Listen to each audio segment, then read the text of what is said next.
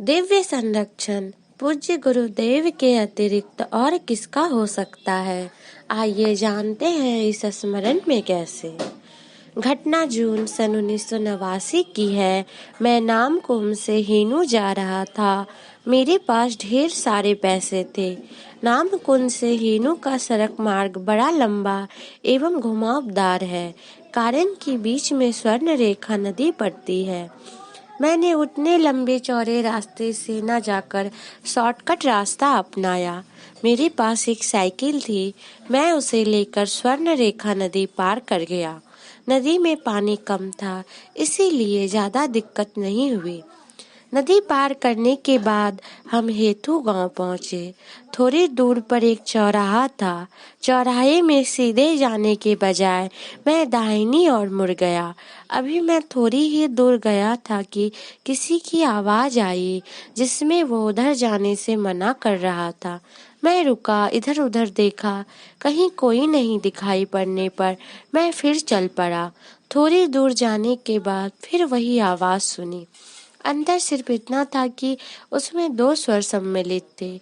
मैं फिर रुका, इधर उधर देखा, फिर कहीं कोई नहीं दिखाई पड़ा तो मैं फिर चल पड़ा। थोड़ा आगे बढ़ने के बाद एक बार फिर वही आग्रह भरी आवाज, पर इस बार की आवाज में 4-5 लोगों के स्वर सम्मिलित थे। मैंने पुनः इधर उधर देखा और आगे बढ़ गया।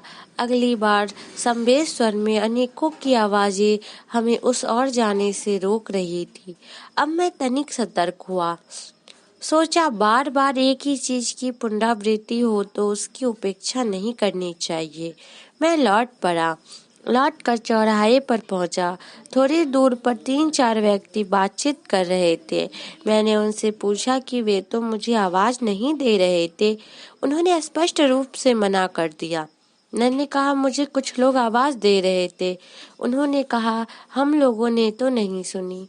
फिर पूछा आखिर आपको जाना कहाँ है और उस ओर आप कहाँ जा रहे थे?